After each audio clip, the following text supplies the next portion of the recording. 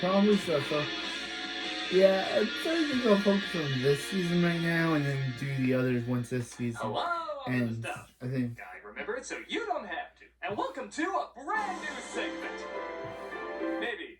I don't know. Might be a one-off. Like ADD to something else. It's Bumper to Bumper. With streaming becoming more and more popular, But come on, I definitely will do Toonami. That's presentation of TV bumpers. They're the intros, outros, station IDs, and just filler material in between commercials. definitely tomorrow. I will definitely do.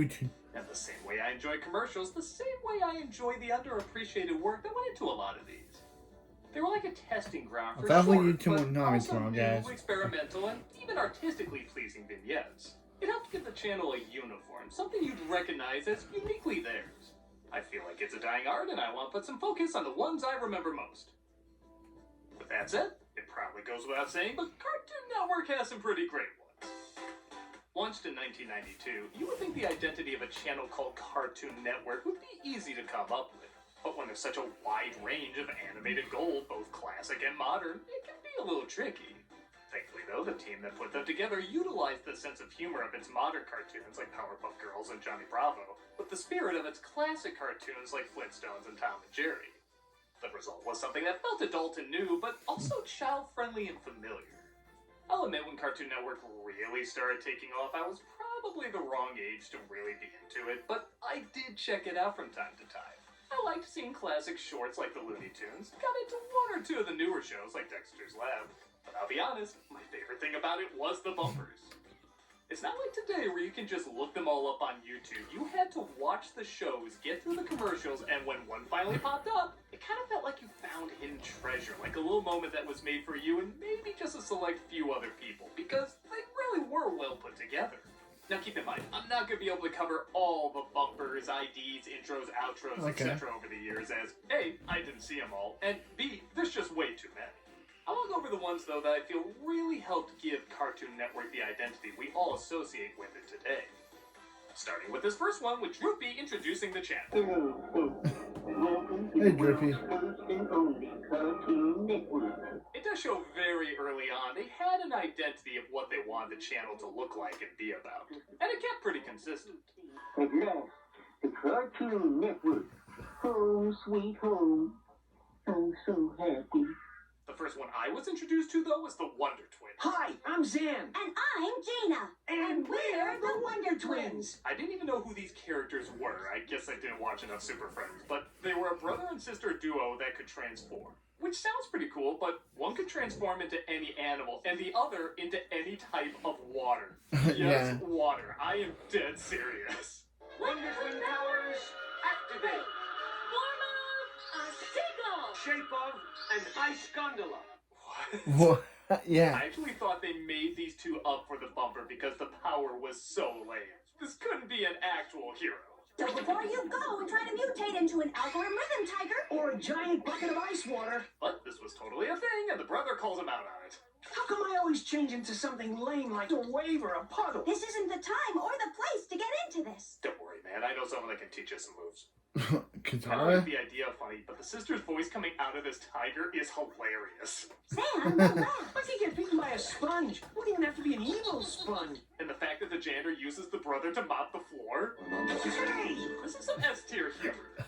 One that got played a lot was Shaggy and Droopy driving while saying the dialogue from Pulp Fiction.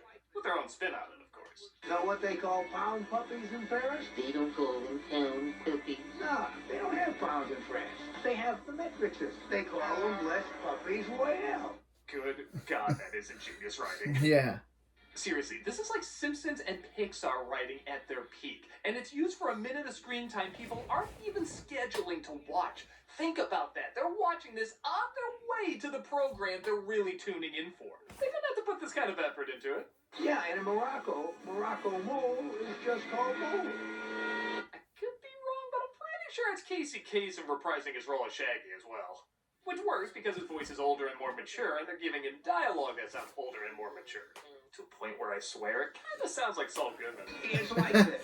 So Cartoon good. Network's the same in Better those call us countries all. as it is here, except for little differences. Say good, man. I know it's gotta be Kazum in this sidekick promo, though, where a bunch of animated second bananas meet up to try and convince people of their importance. Okay. We may not get the best lines, but we I know was the story. voiced by Captain Timberlake in the future. Best work as a Hmm? sidekick. It's actually true, too. What? Yes, I Were they was, really Yogi. strict on the quality of these promos, or did they just really like making them? We're there Yes, to make the oh, stars you look were. good, and that's a responsibility that we don't take lightly. It has a good I ending, don't too, know. with the Oh, my voice, sidekick of people. Common Chicken Your showing up. voice, we Dan Aykroyd. Dan Aykroyd. He's perfect. My name is in the title. But he may be a boring Yogi. And if there's an and Yeah, in front of he your name, probably you're usually the is. sidekick. Another one that got a lot of play that also starred Chicken is this parking lot promo. Cartoon Network keeps adding stars for that parking space. Chicken, Fred Flintstone, this guy I always thought was He-Man, but I guess his name Thundar? With 2 R's? Because epic? I'm having Yeah, trouble because finding parking. I guess. Papa Smurf. Can no leader go undated? Okay, Papa Smurf needing that large a space already cracks me up. Space Ghost offers his spot, but remembers he flew into work. Silly thing. Oh, brother. However, one is spotted just as Scoob Racer spots it. Scoop All Racer. right, boys, I need your foot power to help me gun it. And this contrast of different cartoon sounds always gets me.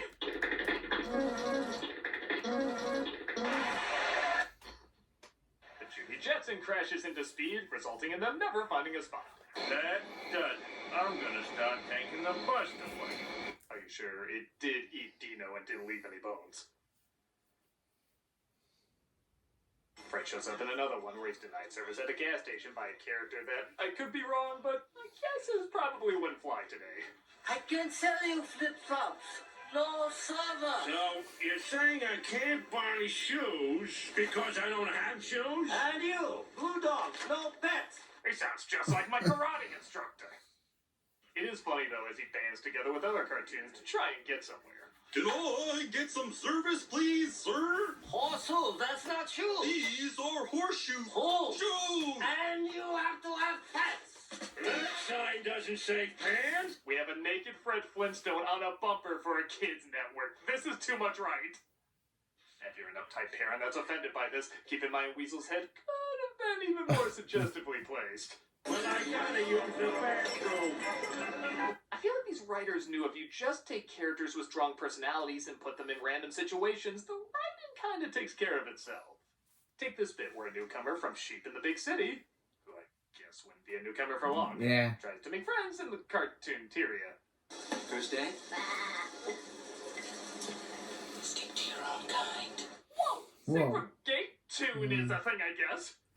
We see a bunch of tables with similar types. Bubbles. Wondered what to make of Fred sitting at the girls' table. Hey, gang. I mean, we all know he was borrowing Daphne's scarves. This transition was only a matter of time. Now we know why Dean I'll be honest, when I Dean feel like I Winchester could just didn't like him listen so to much. these characters Didn't talk like in him so much. cafeteria all day. Didn't Their like him because personalities just work he so well wasn't off even each sitting next to his Come on, girlfriend. Sheep. You can sit with us. Yes, go sit with the freaks. But she is given the loser table. Velma stands up and says they're all freaks in their own unique way, which doesn't go over well. Who you calling freak?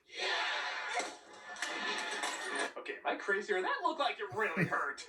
That's like the bagel from Spider-Verse, man. There should be blood coming out of that nose. Cartoon Network, the best place for cartoons. Oh, also, bad moral for kids about not getting on. Who cares? It's funny.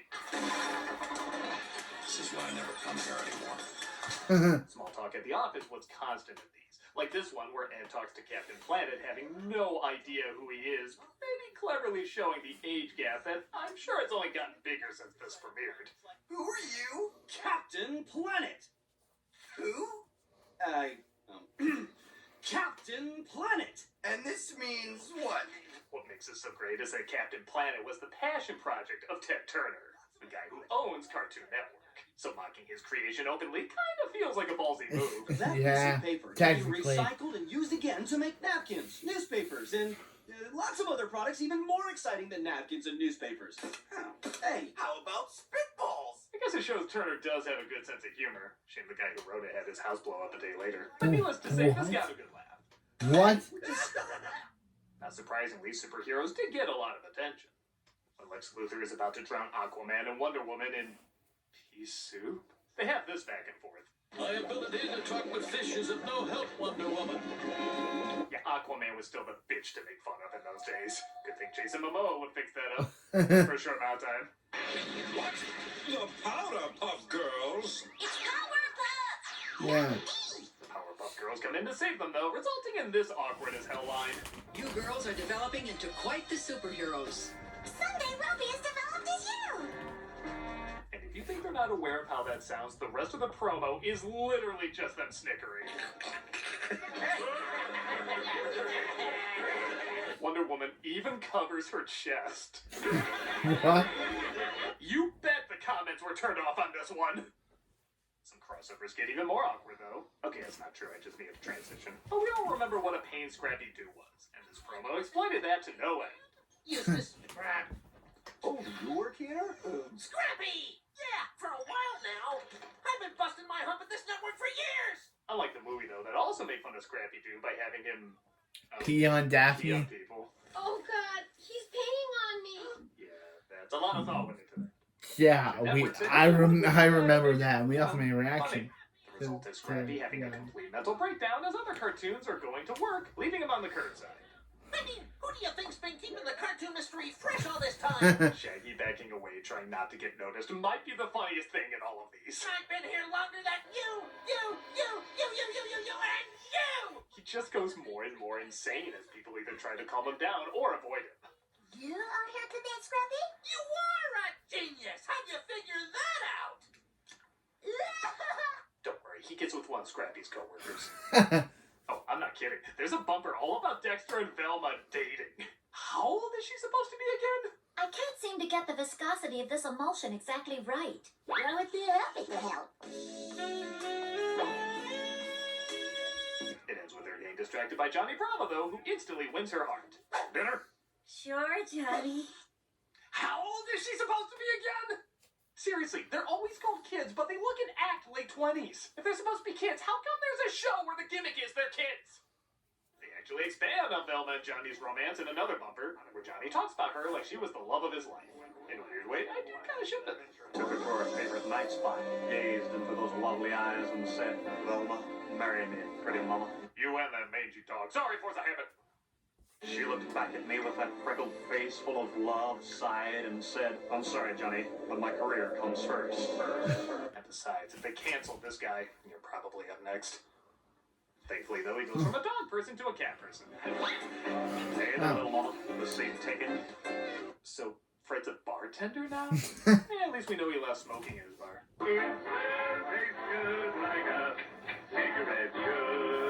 Speaking of ads, Fred appearances, you would think the Flintstones would be the characters these bumpers like to use the most. But more likely than not, that honor probably belonged to the Scooby-Doo characters. On top of the Scrappy jokes, the writers always had a good time mocking the absurdity of the criminals in the show. Because as crazy as it is to have a bunch of kids and their talking dog in a mystery machine, it's even crazier to be foiled by them. Most of them are middle-aged men. None of them are very smart. You are getting sleepy. You want a book of what? I'll take a Reader's Digest. What do you think that guy's mugshot looks like? A big part, in my opinion, of why a lot of these work is combining the animation with real life. It makes the comedy funnier imagining what it would be like if these characters existed in the real world. Hundreds of escape attempts have been made. None of them ever worked. I love, too, that because these criminals always scream everything, they can't even whisper their escape plan so the guard a mile away can hear them. What we need is some glow-in-the-dark paint. And the film projector. Ice. You know, Shawshank had a couple of these characters. It probably would have won Best Picture. I learned that scaring people away from property only drives down the value if I'd only known that 30 years ago. But my parents were carny folk. Okay, I legit want to see a movie on this. These backstories are fascinating. But nothing topped, arguably, their magnum opus, the Scooby-Doo Project. Yes, this came out when everybody was doing a Blair Witch parody, but when Cartoon Network was doing a Scooby-Doo marathon, they pulled out all the stops on these intros and outros. The old school cartoons would play like normal, but in between the commercials, they would run this continuing story of the gang getting lost in the woods and being haunted. I've got these snack crumbs in my sleeping bag. Maybe it's Daphne. Now, why would I complain if it was me? These two styles blended so beautifully, it was impossible not to get a ton of laughs out of it. My feet hurt. Well, is it our fault you wore high heels on a hiking trip? At least I try to look feminine. Again, I wasn't even that big on watching Scooby-Doo reruns as an adult, but I checked in on this just to see these bumpers. And that's Norville Rogers. It's Shaggy. Like nobody calls me normal. Well, no one that likes you. Yeah. It's amazing No one talked how about well that this one. plays out just like a usual Scooby-Doo episode, but also a parody of Blair Witch. I lost my glasses. Here we go again. Velma, for crying out loud. A glasses strap. How many times have we told you? And if you cut them all together, it actually does have a beginning, middle, and end. You may not have even noticed they were supposed to be bumpers if you watch it all as one thing. Zoinks! We're never gonna get out of here. Zoinks? That's all you have to say, Zoinks? Jinkies! I think we're royally zoinked. The whole collection adds up to just a little We're under royally 20 minutes. zoinked. It's crazy the amount of work they put into just these little intros and outros to a poorly animated cartoon show that's decades old. It really shows the impact it had on the writers despite it being so low budget. And now, here we are years later watching this similarly low budget production with fond memories. Where's my scarf? It's my favorite one. It's so brilliant. If you can find a collection of them all spliced together and put in order, do it. It's so worth the search. Did you hear that? Ah, Could have it's just been little Scrappy-Doo. throwaway promos that nobody would remember is something people are still searching for and laughing at literally decades later. Where are you? Over here. Oh, Cartoon Network would also experiment with music a bit. Every once in a while, they would air a short music video called Groovies, and it wasn't always what you'd think. Okay, yeah, sometimes they would get someone like Coolio rapping with Dexter.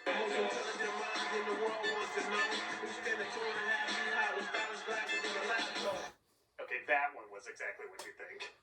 Oh, and I guess Will.i.am had a song with him too. Dude, did Dexter have a rap album or something? Okay, y'all don't get to give me shit about this anymore. But they would try some new things. Like there's an edit of Elmer Fudd's laugh put to music, and that's it.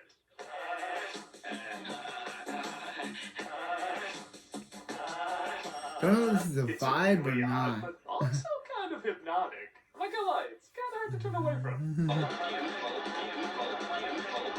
Sometimes the music videos would play on a joke, but also kind of tell a story. One of my favorites is a really catchy song called Circle, sung by Soul Coughing.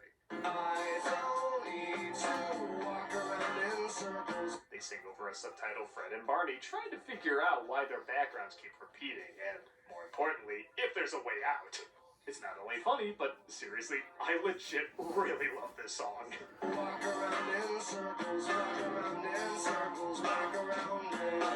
I also dig this Josie and the Pussycats video, where they take one of their songs and play it in different styles of music.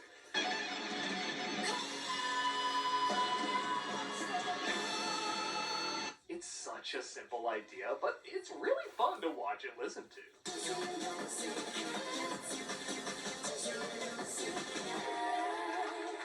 Though seriously, this country version is pretty damn scary. What the hell is that? But like I said, they did still have other bands do songs based on characters like Devo about Mojo Jojo.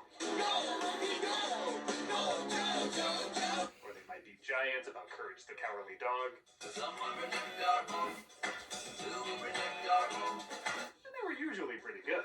They didn't feel like sellout cover songs or bands that were just doing it for a paycheck. The styles of these groups often did match the feel of the show and characters. So I'll admit, as time passed, I did start to focus on other things and didn't pay as much attention to Cartoon Network, but I do remember at one point the bumpers switching to something a bit more consistent. They pretty much made Cartoon Network look like a big city, and you would just see the characters kind of living out their lives in between commercial breaks. Hey guys, groovy ride. Want a lift? Okay, dude, let's see what that jalopy can do. What's a jalopy? While I do like the variety of the other bumpers more, I will admit this did add a little bit more of a continual flow. Again, it almost felt like these characters had lives outside the shows we were watching. It made them feel more real. Oops. Sorry about that. They were a bit more laid back, but honestly, that was kind of welcome. Like, the characters don't always have to do something big and crazy. They can just live their lives. Your tickets? Oh, we don't need tickets. We're Mac's imaginary friends. But I can see you. Well, you must have a great imagination. I know it doesn't sound like much, but there was kind of a coziness to it. It's a little change in pace, but I feel like it did work. I seem to have locked myself out of my car. How many geniuses does it take to unlock a car door? Why don't you use some chemical X? There's about 10 minutes worth of these out there, and I do recommend you check them out. They're fun to watch on their own, or just have on in the Hey, background while you Puffy work on Yummy something Yumi. else.